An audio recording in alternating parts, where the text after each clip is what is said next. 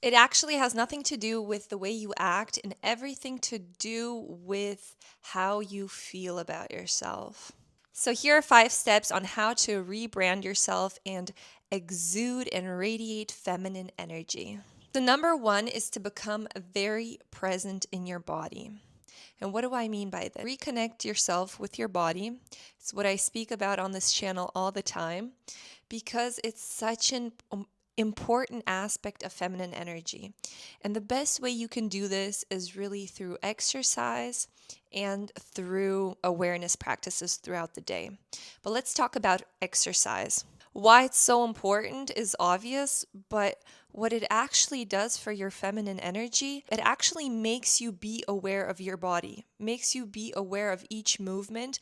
Every time you feel the pain of stretching or the burn of doing an exercise, you are keenly aware of your body. And when you, with time, learn to feel this burn and this stretch and actually enjoy it, because you're feeling your body, you're expanding it, you're growing it, then that's how you know that you are expanding your awareness of your body. You are super aware of your body. Also, what exercise does, it releases any pent up emotions. Because, yes, emotions do get stored in your energy field, but also in your body, in your muscle tissues, especially in big muscle tissues like your hips, your shoulders, your neck. And when you release pent up emotions, that in turn allows you to feel your body even deeper and be even more connected to your emotions. And this is so important because it's the basis for feminine energy. You can't be in your feminine energy if you're not connected to your body.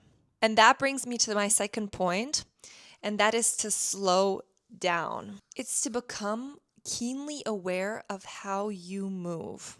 It's like when you're rushing somewhere and you are late, and so you need to get there fast and you're in this rush, and then it starts building up. Like, first you run out the door, then you get into traffic, then next thing you know you're cursing out the person in front of you. This all tends to build up because you're not in your feminine energy, because you're not taking things slow, you're not in your body. So just stop right there and take a breath, because you can do things fast without rushing, without being in a hassle in your mind. I used to be really guilty of this until I learned that, it's not worth it. Those few minutes that I'm going to come too late are just not worth it. I'd rather arrive in peace than arrive in distress. So be aware of how you move. You'll notice that you are walking a certain way. Maybe your shoulders are slumped forward. You'll notice that, are you carrying yourself with a sense of worthiness? Or are you just walking like you don't care and you never cared about how you present yourself? And eat like someone is watching every single bite you take, like you're at a restaurant. You know how we sit at a restaurant and we are super, and then you want to practice to speak like you want to take up space. Like every single word you have to say is important, because it is important. You are the center of your life, of your personal universe, and everything that exudes from you should exude the same importance. Number 3 is to take moments throughout the day to ground yourself. Sometimes we get so caught up in our work or in our studies, and we are super fixated on it. Our whole energy is outward into the material that we are ingesting or into the people that we are conversing with. But once we are finished with that, it's so important to ground yourself in your own energy, in your own presence, because otherwise you will continue in your headspace, in your energy, to be super fixated on that what you're working on. And this will over time burn you out. It will just stress you. So even just throughout the day, like in between work, to center yourself means to feel your body. I like to feel the space around my body as a golden cloud of light that surrounds my body, and also to feel my body. And I see it as connecting me to the center of the earth from my tailbone and up through my spine, connecting me through my crown to the sky. And when I feel this flow of energy inspiring me from above and grounding me to the earth, I feel that I am so much more than just this body, but I have this whole presence, this whole energy that I am enveloped in. And then once I finish that, I open my eyes and I'm able to look around and I see so much beauty. I just take a moment to admire everything that surrounds me with such gratitude that it leaves no space for thoughts, for doubt. And I'm just able to observe my headspace and, revel in that presence. The more often you do this practice, the more intensely you will actually feel it. Number 4 is to remember that life is a screenplay and you are the writer and God is the director. You are allowed to be any character you want in your life. And I mean, life is so short, so why not? Why not make it be something really wild and something extraordinary? You can choose to mold yourself into that person once you make the choice to become that character. And I mean, why not make it something really wild? You know, you can choose to be that clean girl, boss bitch aesthetic if that's you, or maybe you're a fairy and your vibe is, the forest and all the little fairy trinkets. I know I am a mermaid.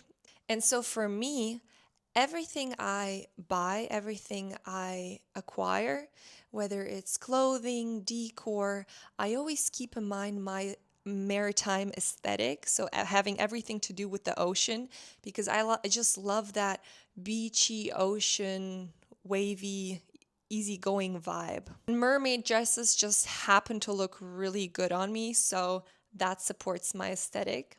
But whatever it is for you, find that which makes you feel like you, like amazing. Number 5, and maybe the most important, is to understand that it's healthy to be in balance in your feminine and in your masculine energy. It's the balance between the two that make you and your life healthy. It's when you get stuck in either one that when it becomes out of balance. And obviously, as a woman, you're probably going to be more in your feminine energy, and that is perfectly healthy. Being too much in your masculine or too much in your feminine, that it may cause issues in your life. And this can happen as follows.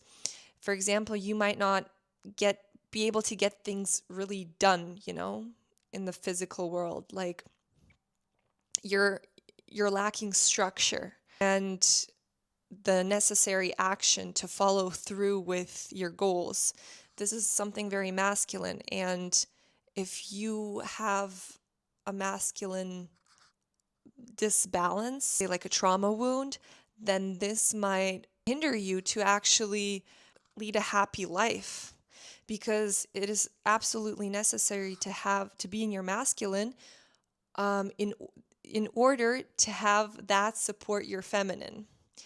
And it's like the masculine is the structure for the feminine, so the feminine can relax. Having a fixed routine in the morning for me allows me to not always be in my head and think like, what am I going to do next?